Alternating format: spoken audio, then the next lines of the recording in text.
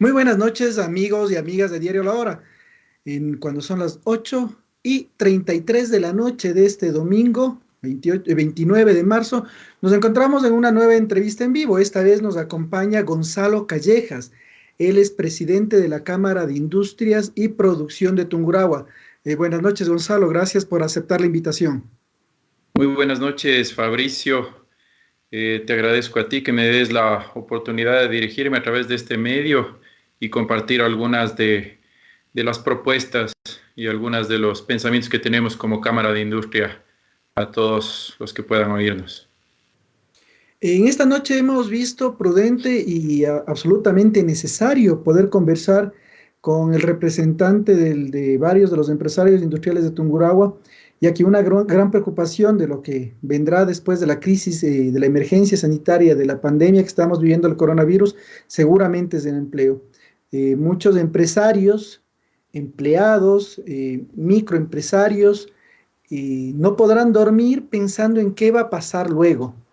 Esto no termina cuando termine la pandemia o cuando se logre controlar la propagación del virus, sino recién empezará una nueva crisis o un nuevo proceso que para el mundo va a ser complejo. Estimado Gonzalo, ¿ustedes han calculado ya cuánto han sido las pérdidas que tiene en la provincia hasta ahora la industria y las empresas? Bueno, Fabricio, efectivamente la situación es totalmente nueva a nivel mundial. La verdad es que esto no lo han vivido después de la Segunda Guerra Mundial, a decir de la canciller Angela Merkel en un discurso que tuvo la semana pasada. Eh, no hemos hecho un análisis propio del cálculo de las pérdidas que tenemos como sector productivo, porque han habido otras preocupaciones muchísimo más latentes y de mayor trascendencia que tenemos de momento. Tuvimos la semana pasada un directorio con los distintos miembros de la Cámara de Industrias y colegimos que uno de los factores más importantes es nuestros trabajadores, es el capital humano.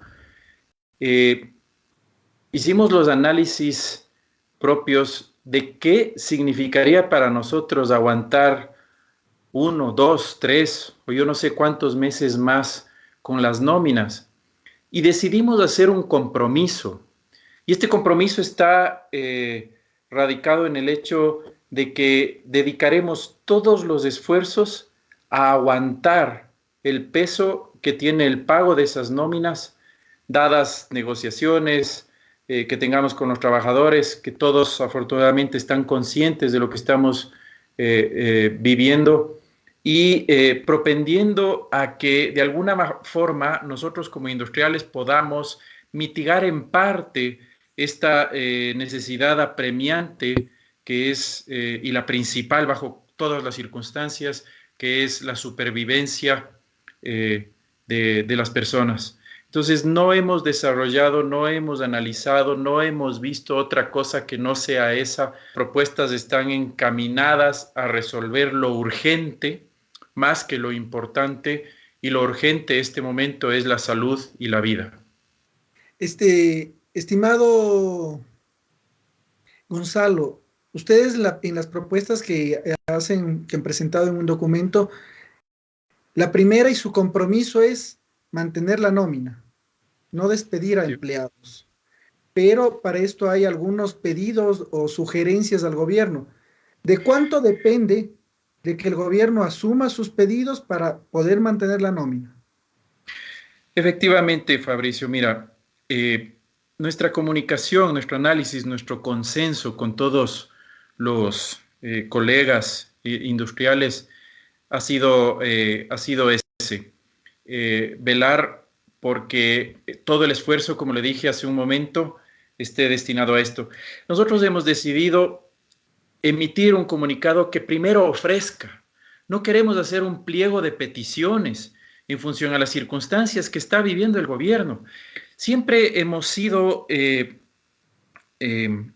alguna forma, impulsantes del hecho de que una sociedad ideal tiene que fungir como un equipo entre gobierno, sociedad y empresa. Y hoy por hoy, este equipo necesita tener de manera crucial la participación objetiva de absolutamente todos los recursos posibles para que esta cohesión funcione. Entonces, ahorita debemos dejarle al gobierno que obre, debemos encorazarle al presidente Moreno, como ya lo sugirió un expresidente Osvaldo Hurtado, para que tenga la lucidez, para que tenga la concentración en solucionar, salir el problema, en simular la consecuencia de cada una de sus decisiones. Nosotros hemos hecho un pedido a todos los líderes de distintas instituciones, de distintas banderas políticas, a que creen o hagan una tregua política en la que dejen los ataques, en que le permitan al gobierno actuar, las mentiras y sobre todo las reacciones que ahora se tienen en función a la primera noticia que aparece en redes sociales. Ya hay una reacción, hablando en los mismos términos, pandémica, se riega totalmente cuando muy probablemente fue ocasionada por una mentira o por una circunstancia que hoy por hoy no agrega el valor que necesitan nuestras autoridades para poder tener la máxima concentración en la solución o en la propuesta de este problema. Mire, Fabricio, la situación es tan crucial que la canciller Angela Merkel en su discurso dijo, como les dije hace un momento, no hemos visto tal cosa después de la Segunda Guerra Mundial. La Segunda Guerra Mundial se solucionó a través de un plan proyectado por Estados Unidos que se llama el famoso Plan Marshall, en el cual la primera de sus digamos, el primero de sus objetivos era la supervivencia de la gente. El segundo era evitar que los países se queden totalmente desamparados económicamente. Y el tercero y trascendental eran el aislarnos de políticas que en ese momento no agregan valor, no coadyuvan a una convivencia social propia. Y en nuestro caso es el populismo. Ojalá que los planes que está planificando, valga la redundancia, que está realizando el gobierno a través de sus distintos ministerios, vengan y coadyuven a eso, a que podamos deslindarnos, podamos desmarcarnos, porque usted sabe que después de este tipo de situaciones adversas sociales vienen los salvadores a querernos imponer ciertos criterios abusando de la circunstancia y engañando al pueblo sobre prebendas y circunstancias que verdaderamente no apoyan, no agregan valor. Ojalá podamos emular ese plan Marshall y podamos hacer un plan Ecuador en el que no distingamos zonas, en el que no distingamos provincias, en el que seamos analíticos de el verdadero hecatombe que estamos próximos a vivir, por no decirlo de otra manera, cuando esta situación mejore. Ese ha sido, yo creo que el sentir del directorio, y lo hemos tratado de transmitir a través de un resumen ejecutivo muy corto, viendo las posibilidades, sugiriendo ciertas acciones. ¿Y por qué sugiriendo, estimado Fabricio, y a todos? Todo lo que nosotros hemos puesto ahí, estoy seguro que el gobierno ya lo está analizando. Pero para nosotros es fácil decir, otra cosa será vivir, porque todos sabemos que prácticamente, y hemos oído que prácticamente el fisco está quebrado. Entonces ellos también necesitan de recursos. Ellos también necesitan de mantener. Si nosotros como industriales estamos ofreciendo hacernos cargo de nuestras nóminas por 2, por 3 meses, ¿qué será el gobierno que tiene que hacerse cargo de la nómina más fuerte, de la nómina más grande, para no crear una recesión? Que la recesión ya la estamos viviendo hoy por hoy. Entonces, nuestros pedidos tienen que ser coherentes y congruentes a una realidad que sabemos que se está viviendo. Eso es lo que marca una diferencia en nuestro ofrecimiento. Estimado Gonzalo, en una entrevista con Juan Sebastián Roldán, secretario de del Gabinete de la Presidencia, Él decía que lo único que nos puede sacar adelante es la solidaridad, el ceder. Cuando ustedes hablan de tener un plan, ¿cuánto están dispuestos a ceder los empresarios y los industriales?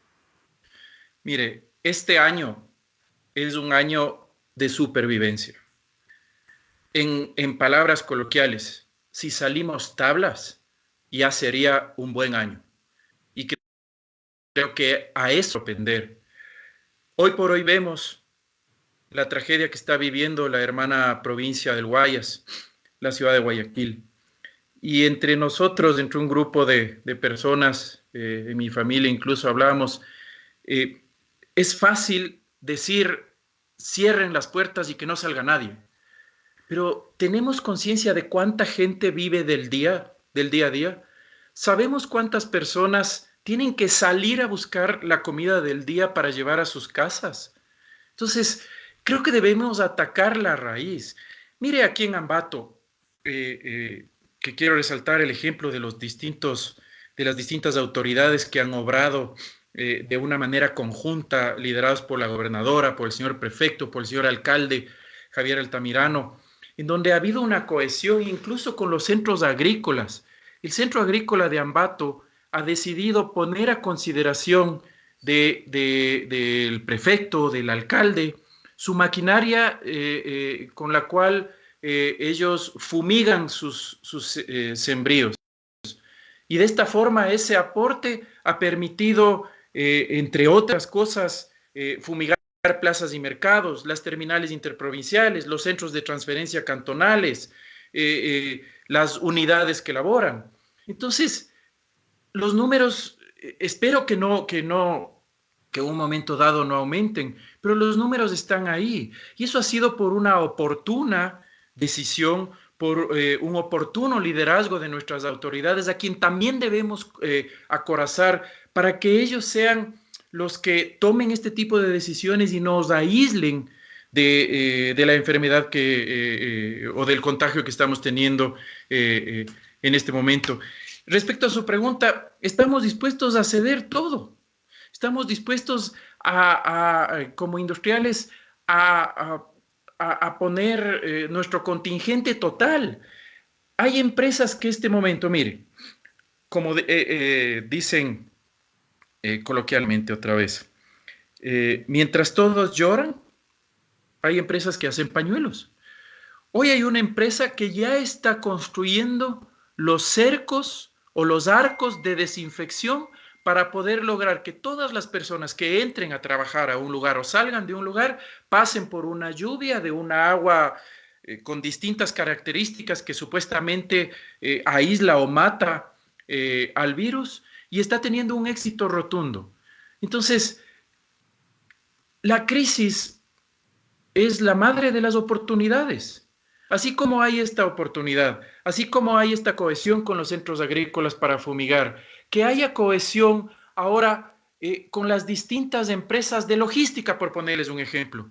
¿Qué pasa con las empresas que si no estuviera si no tuviéramos la complicación del toque de queda, llegan a todos o a muchos hogares y tienen una capacidad logística exorbitante para llegar a todos los barrios, para llegar a todas las tiendas, para llegar a todas las casas incluso? ¿Por qué no a través de estas empresas solidariamente no repartimos la comida? ¿Por qué no vemos la forma en la que los grandes mercados abastecen? Ahorita, si usted se fija, vamos 15 días parados. La tierra no deja de producir. La tierra no deja de producir. ¿Y qué va a pasar con todos esos alimentos? Se van a podrir, lo más seguro, si es que no tienen un almacenamiento apropiado. En vez de permitir que eso se pudra y dejar nosotros aislado toda esa cantidad de recursos, ¿por qué no hacemos una recolección de todos esos recursos y trabajamos con las empresas logísticas para que, sobre todo en la provincia del Guayas, la gente no tenga que salir, sino tratemos de llevar el alimento a sus casas o lo más próximo que podamos a sus casas para evitar los contagios que están teniendo? O sea, eso sería una solución de causa raíz, pero insisto, no estamos nosotros para darle solución al gobierno, Estamos nosotros para coadyuvar en esta trilogía de gobierno, sociedad y empresa. A nosotros lo que nos compete es aguantar esa nómina. Vamos a hacer todos los esfuerzos, pero para poder aguantar esa nómina tenemos que tener los recursos necesarios para focalizar en esa inversión que es mantener a nuestra gente. Para eso, uno de los pedidos que hemos tenido es hacer el análisis del costo que tiene el dinero en el tiempo. Hacer el análisis, tratar de, en la medida de lo posible, y haciendo las simulaciones del caso, no como una ley, eliminar estos 3 meses del espacio, ¿sí? Eliminar 3 meses, mientras seguimos nosotros acomodándonos, mientras los sistemas se siguen acomodando, mientras seguimos evitando esta pandemia. Eliminar estos 3 meses en el cobro de intereses y de capitales. No sé si eso sea factible por la banca. No tengo idea si eso sea factible. Pero en nuestra propuesta, si nosotros acumulamos lo poco que tenemos de reservas, porque ventas no vamos a tener, como es natural. Y no es que ahorita nosotros ya salimos a trabajar y al siguiente día se activan los mercados. La gente va a tender a guardar el dinero para lo más preciado, que es la supervivencia. Entonces no sabemos cuánto tenemos que aguantar, pero pedir, hablando otra vez en términos, una tregua a la banca, en la que eliminemos estos 3 meses del espacio y nosotros podamos focalizar, insisto, estos pagos. Ustedes también piden, solicitan un diferimiento de pagos en lo que es servicios básicos y en lo que es el IVA, ¿verdad? Efectivamente, mire, es fácil pedir, ¿sí? Es fácil pedir aprovechando una circunstancia que no lo estamos haciendo, no lo estamos aprovechando, porque lo que estamos es ofreciendo mantener nuestras nóminas y llegar a ver la forma de cómo financiamos el hecho de que todos nuestros obreros y toda nuestra gente tenga para su supervivencia. Habrá que hacer los análisis del caso, habrá que ver si las empresas eléctricas, habrá que ver si las empresas de agua potable, habrá que ver si las empresas de los distintos servicios prestados por el Estado pueden aguantar sin recibir ingresos o por cuánto tiempo pueden aguantar, 1 mes, 2 meses, será 3, será menos. Y de ninguna manera es que estamos pidiendo que nos regalen, ¿sí? Lo que estamos es utilizando términos planteados por otros gobernantes de otros países y analizando la factibilidad de que eso se pueda posponer. Es decir, que no se cobren en los siguientes 3 meses, pero que se cobren luego de estos 3 meses, en los siguientes 12 meses de una manera diluida, ¿sí? Entonces, si es que eso es viable, si es que eso es factible, nos ayudaría a nosotros industriales a acumular el dinero suficiente para poder aguantar esas nóminas. Ahora, hay empresas cuyo costo de nómina es el 80% de su costo total. Entonces, obvio que esas empresas no van a poder aguantar ni 1 mes de nómina. Hay las empresas turísticas a las cuales debemos darles todo el apoyo. Y si podemos diferir 6 meses, pues hagamos el análisis de quiénes sí podemos aguantar y quiénes no, para ver cómo apoyamos a que todo el sistema pueda convivir. Eso es lo que estamos nosotros planteando. Frente a eso también hicieron un pedido de revisión del acuerdo 077, que frente a lo que va a ser el pago de salarios, los horarios de recuperación, ayer emitieron un nuevo decreto que es el 080. No sé si ya lo revisaron. Con eso ustedes dirían, están conformes, porque ahí ya se plantea la posibilidad de llegar a un acuerdo de pagos con los trabajadores, de que las vacaciones también se las pueda hasta adelantar y algunos otros temas laborales. Yo quiero comentarle una vez más, aquí, yo creo que en este caso no se trata de estar de acuerdo o no. Vemos que los decretos han venido casi a diario y lo primero que deja notar es que el Ministerio de Trabajo está apoyando, está analizando, está viendo todas las aristas posibles para tratar de salir de este embrollo. Pueda que el día de mañana venga el decreto 81 y el día pasado el decreto 82 y así tengamos un montón de decretos, porque como le decía, esto es tan nuevo para nosotros como lo es para todos y tendremos que ir tomando decisiones en la marcha. En la medida que se vayan presentando las circunstancias, tendrán los líderes que este momento están al frente nuestro, tendrán que ir tomando decisiones, midiendo las consecuencias de esas decisiones. Por eso, una vez más les digo, dejémosles trabajar. Y este es un mensaje para todos. Dejemos de viralizar información que no agrega valor y que más nos estresa, más causa ansiedad. Ahora, respecto a su pregunta, sí, la hemos leído y la respuesta es sí, nos ayuda. Hay que ver cómo reacciona la fuerza laboral ante estas solicitudes, ante estas circunstancias y ver si llegamos a un acuerdo que más que todo debería llamarse el acuerdo de supervivencia, porque ellos están conscientes que si ellos se oponen, lo peor que puede pasar es que las empresas van a cerrar. Y si las empresas cierran, no se van a quedar uno ni dos sin empleo, se van a quedar muchos sin empleo. Entonces aquí nos damos cuenta que sí, nuestra gente es fundamental, pero los empresarios también son fundamentales. Y los empresarios lamentablemente han sido denostados en los últimos, no estos últimos años, sino en la década pasada. Como que si fuéramos los causantes de todo lo malo que hemos venido viviendo, cuando no es así, pero no nos vamos a meter en ese tema. Así es que espero que esa normativa nos permita convivir, espero que esa normativa nos permita tener un arranque de producción ordenado y que ese arranque obedezca a una demanda de mercado propia, sea nacional o internacional, que ese sería el mejor de los casos. Ahora, en un tema inmediato que es el pago de utilidades, que también es el pedido de ustedes, que se pueda pagar en 3 meses.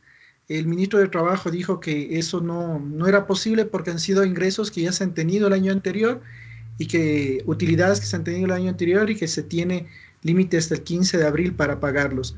¿Qué posición tienen ustedes frente a eso? Es, es, eh, es una situación compleja porque obviamente demanda de liquidez. El principal problema que vamos a enfrentar nosotros es precisamente ese, la liquidez. Entonces, si es que hubiera la posibilidad, que según nuestros asesores legales nos han dicho, habría que cambiar la ley y ahí la dificultad de posponer ese pago, nos ayudaría mucho, porque nosotros estamos ofreciendo aguantar el peso de la nómina durante el tiempo que podamos, ¿sí? Y si sacamos recursos de nuestras empresas, a pesar de que en balances tenemos las reservas del caso, pero eso no necesariamente implica que en el banco están esos dineros líquidos y disponibles en la cuenta. A pesar de eso, nos van a limitar en los recursos. Entonces, si hubiera la forma de posponer, de analizar que lo que necesitamos ahorita es tener una supervivencia, todo el mundo, no solo nuestros obreros, las empresas, todos, absolutamente todos necesitamos tener una economía de supervivencia los últimos 5 o 6 meses. Yo creería que sería algo adecuado que lo analicen en el ministerio y que de manera inmediata lo analicen en la asamblea para que como única vez se pueda posponer un poco el pago de las utilidades. Gonzalo, ¿cómo hacer o cuáles serían sus propuestas para que el Estado tenga ingresos? Porque aquí se le pide al Estado hacer un esfuerzo de no cobrar los impuestos y no tener los ingresos que tenían previstos, pero ya veníamos de una crisis profunda económica en el país. Con esto, ¿cuál sería la opción para que el Estado vuelva a tener ingresos, aparte de una propuesta que ustedes la tienen al final, que es ver la renegociación de las deudas o una mora en las deudas, perdón, en la deuda internacional, que ya lo planteó también el Banco Mundial y el FMI? ¿Cuál sería la propuesta de ustedes para que el Estado tenga recursos? A ver, Fabricio y todos, es un tema complejo, ¿no? A los que lo que está haciendo el ministro Martínez ha sido una guerra de titanes. He seguido las movidas que ha tenido y verdaderamente valoro todo el esfuerzo que están haciendo en el Ministerio de Economía. Son 2 días, 2 o 3 días, me llegó un documento que es un resumen de las conclusiones que tomaron los líderes mundiales del G20. Y uno de los acápites mencionaba que van a inyectar a la economía mundial centenas de miles de millones de dólares. Que el Fondo Monetario Internacional y todos los organismos multilaterales que están encaminados a salvaguardar de alguna manera las finanzas de los países van a considerar moratorias, van a considerar disminuciones de intereses y van a ablandar las condiciones de los créditos. Yo sugeriría al gobierno, y este es un tema personal porque no lo hemos tratado en directorio, yo sugeriría al gobierno rodearse de los negociadores más capaces que tenga este país, que de seguro tenemos muchos, e ir y hacer un planteamiento que les permita traer la mayor cantidad de dinero en el mayor cantidad de plazo posible para honrar las obligaciones que nos vencen aquí en 30 días y poder tener algo de tranquilidad para poder operar el país durante, 25, 30 años con la responsabilidad que amerita y los compromisos que sean cumplibles. Vi lamentablemente cómo en noticias le denostaron al economista Martínez por haber pagado los 350 millones de dólares de capital de deuda y muchos, me llamó muchísimo la atención que muchas personas que estoy seguro que tienen un sentido común desarrollado y saben de la consecuencia de no pagar y declarar el no pago de eso hubiera sido el cierre total de las llaves que hoy por hoy nos están informando que van a venir. Entonces, es negativo, es denostable que haya ese tipo de criterios que lo que hacen es simplemente generar una desinformación y generar más caos y más ansiedad en la ciudadanía, querido Fabricio y todos. Estimado Gonzalo, el país ya no tiene capacidad para endeudarse, o sea, ya no hay a dónde más, estamos endeudados a 25 años también con otros países, hemos prevendido el petróleo, bajo qué condiciones los multilaterales nos van a hacer préstamos, y también el país se vive diciendo que se va a generar las condiciones para inversión, se va a generar las condiciones para inversión extranjera, esos recursos nos llegan. ¿Cuáles serían las consideraciones para que se pueda dar este tema? Le decía en un inicio, Fabricio, que deberíamos rodearnos de estadistas de mucha experiencia, de negociantes muy sagaces para hacer un análisis proactivo de la situación. Hoy no tenemos dinero para pagar ni las obligaciones actuales, esa es la razón por la que nuestro riesgo país haya subido de la forma que ha subido. No tenemos ni siquiera para honrar los intereses del último préstamo que se pagaron solo en capital, los 350 millones de dólares. Pero estoy seguro que pueden haber elementos para tratar de convencer a las autoridades de estos multilaterales de que lo que queremos es refinanciar las deudas. Lamentablemente, la mayoría de deudas adquiridas a lo largo de los últimos años han sido deudas de corto plazo y con intereses de estas personas. Entonces, si no ceden ante nuestra postura, simplemente no van a cobrar. O sea, todos salimos perdiendo de esa circunstancia. Yo creo que hay que hacer un análisis sesudo, un análisis de aquellos que solo personas de mucha experiencia, de mucha valía, de personas que ya hayan pasado de análisis criteriosos, políticos, económicos, gubernamentales, puedan hacer, para renegociar el tema. Y aquí hay algo importante, ¿no? que hay que recordar, el fatídico octubre, ¿sí? Porque esa medida que tomó el gobierno y por la cual se frenó el país, hubiera sido una medida que en este caso hubiera alivianado bastante la presión internacional. Creo que es adecuado hacer un análisis de focalización, como es la propuesta que tiene el gobierno. Porque si no tomamos esa acción, el gobierno quiebra.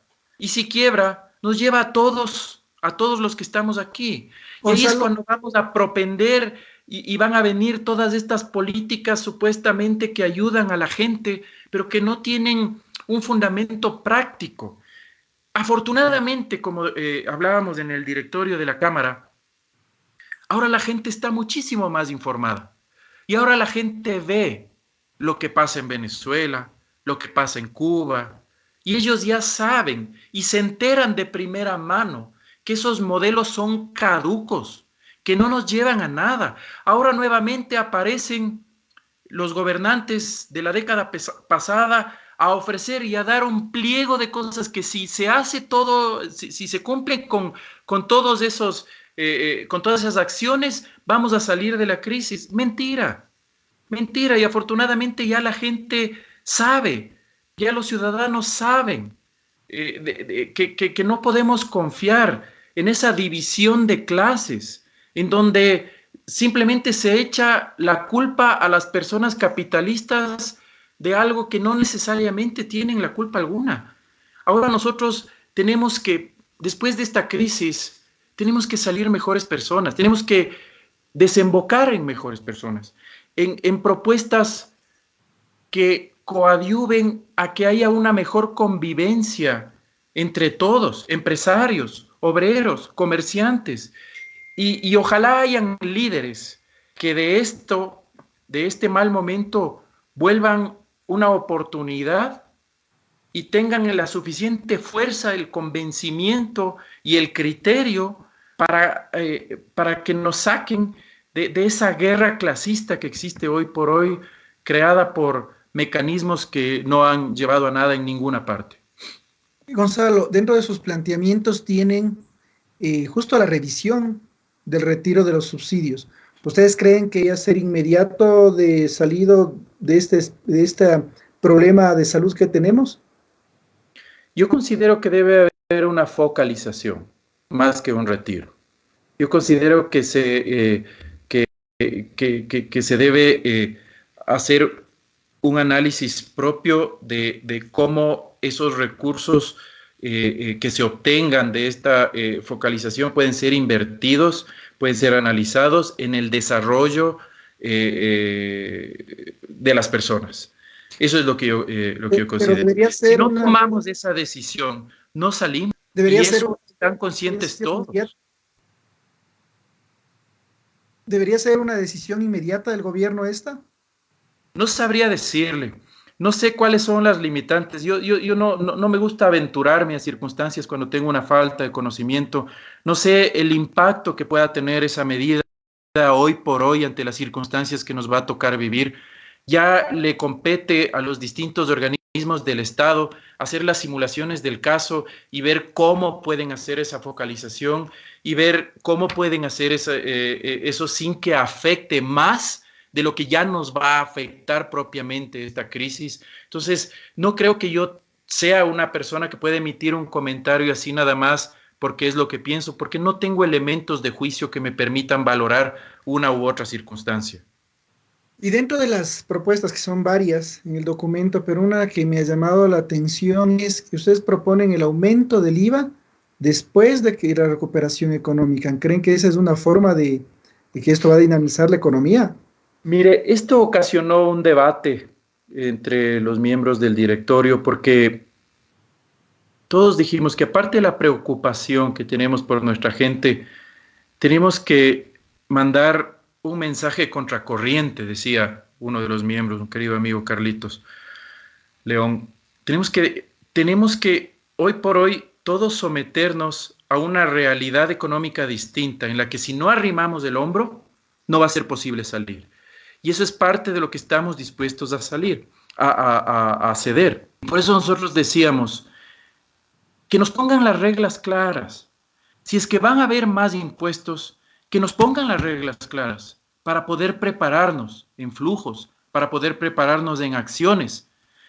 Si es que es el IVA, la afectación tendría a toda la comunidad y capaz que eso de momento no podemos afrontar. Pero puede ser la renta, pueden ser algunos otros que no afecten al costo del producto porque nos volvemos menos competitivos. Hoy por hoy, todos los países han devaluado sus monedas. Nosotros no podemos devaluar nuestra moneda porque tenemos el dólar. ¿Qué quiere decir? Que somos más caros que todo el resto de los países que están junto a nosotros. Y no solo eso, somos más caros para la China, somos más caros para Europa, somos más caros para todo lado. Entonces, debe tomarse de tal forma este análisis para que, a pesar de que haya mayor tributación, no le afecte al producto. No le afecte a la operatividad de las distintas empresas. Y esto es una cosa que también debe ser tomada con muchas pinzas. Y debemos dejarle al gobierno que haga los análisis del caso para ver qué giros de negocio, qué industrias pueden absorber esa parte y qué industrias no. Y una de las propuestas también que ustedes hacen es que estarían dispuestos a que el impuesto a la renta se eleve después de salida de la crisis. Así es. Así es. Yo creo que hay que ser en esto prácticos. Una de las formas de fondeo del gobierno de manera temporal podría ser esta y de alguna forma estaríamos aportando para que el gobierno tenga los recursos necesarios para afrontar una situación que va a ser muy complicada. Estimado Gonzalo, para ir concluyendo esta entrevista, ¿qué recomendaciones desde la experiencia que ustedes tienen como industriales, como empresarios, se puede dar a esos pequeños negocios, ¿no? El señor que tiene 3 o 4 empleados de esa fábrica pequeñita, al de servicios, ¿cómo empezar cuando esto termine? Porque algún momento va a terminar, ojalá sea más temprano que tarde y en las mejores condiciones, pero seguramente muchas de las personas no podrán dormir solamente pensando en qué van a hacer el primer día que les toque retomar esto. ¿Qué recomendaciones ustedes desde su experiencia como empresarios pueden hacer a estas personas? A ver, Fabricio, como usted manifiesta en función a la experiencia, ¿no? Ahorita lo que más debemos cuidar es la liquidez. Hace pocos días tuve el gusto y el honor de hablar con un empresario, presidente de la Cámara de la Pequeña Industria de Tungurahua, que es el señor Jaime Jara. Y entre otras cosas, una de las mayores preocupaciones que él también tenía es qué vamos a hacer con la gente. Y él me mencionaba que hablando entre sus asociados, habían llegado a la conclusión de que una forma de mantener las nóminas, tratando de negociar con las empresas que emiten tarjetas de crédito para hacer compras de, digamos, no se llaman bonos, para hacer compras de Cupos. Cupos en los distintos expendedores o grandes superficies, a dar nombres, Supermaxi, aquí, Santa María, Tía, está etcétera, ¿no? Ver cómo se puede negociar y hacer una triangulación entre los emisores de tarjeta de crédito, estas tiendas comerciales, para que nosotros como empresas podamos comprar con tarjeta de crédito estos bonos de consumo o estos cupos de consumo y la otra mitad del sueldo, una tercera parte o una cuarta parte, lo que se pueda, darles en efectivo para otro tipo de necesidades y el resto darle a la gente, aquí no hay ningún sesgo, para que puedan obtener los víveres de primera necesidad de estas dependencias. Entonces aquí tendríamos que tener una unión con estas dependencias, con los emisores y con los industriales, tal vez a través de las cámaras, que las tarjetas de crédito nos da tasas de interés cómodas o ojalá pudiera ser sin tasas de interés, y es que eso les permite sus números, sus finanzas, en función de que parte de la transaccionalidad sea a través de un crédito de mediano plazo, hasta fin de año o hasta que la circunstancia mejore, y la otra sea a nivel de liquidez.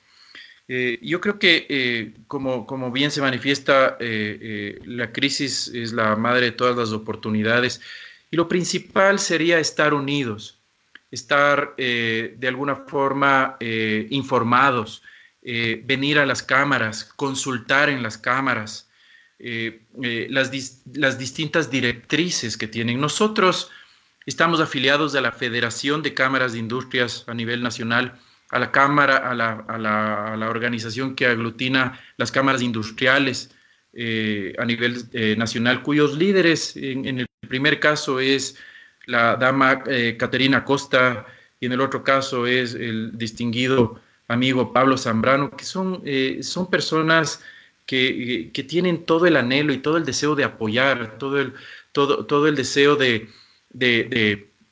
alguna manera servir de portavoces de todos los industriales.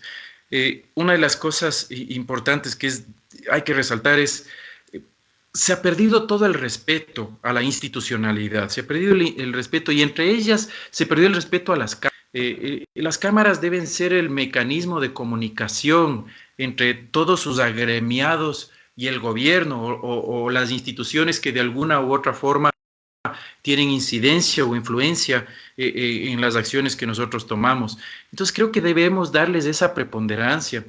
Este documento propuesta que nosotros elaboramos lo vamos a poner a consideración de nuestro ente rector de la Federación de Cámaras de Industrias, para que ellos sean los que de alguna forma recojan los puntos de vista de todas las cámaras a nivel nacional y hagan un solo documento con la contundencia del caso, y que sean recibidos, si es del caso, por el señor presidente de la República, y que debatan y discutan de una manera proactiva cada una de estas propuestas para ver la viabilidad de las mismas.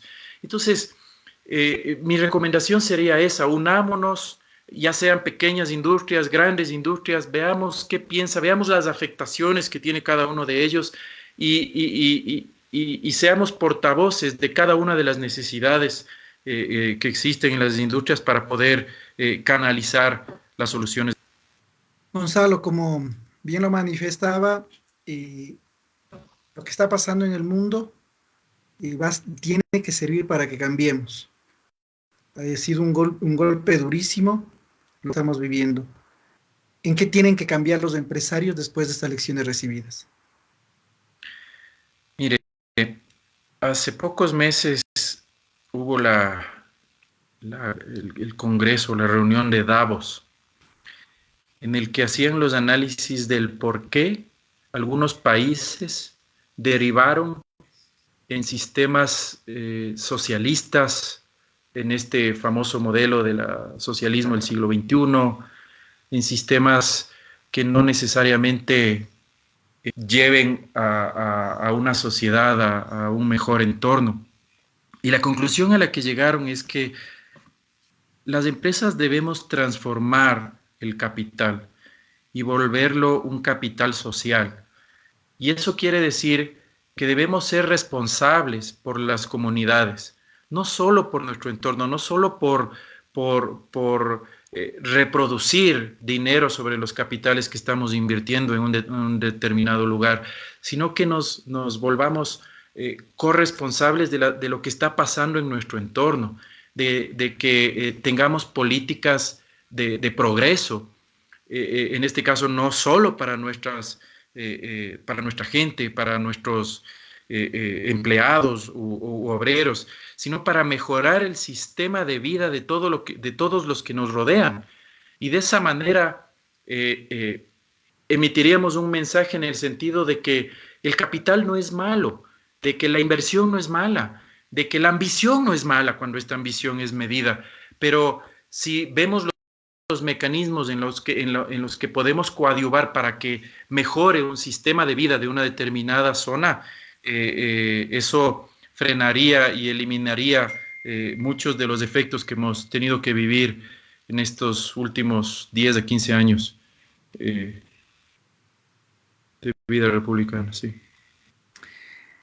Amigos, estuvo con nosotros Gonzalo Callejas, él es presidente de la Cámara de Industrias y Productividad de Tungurahua.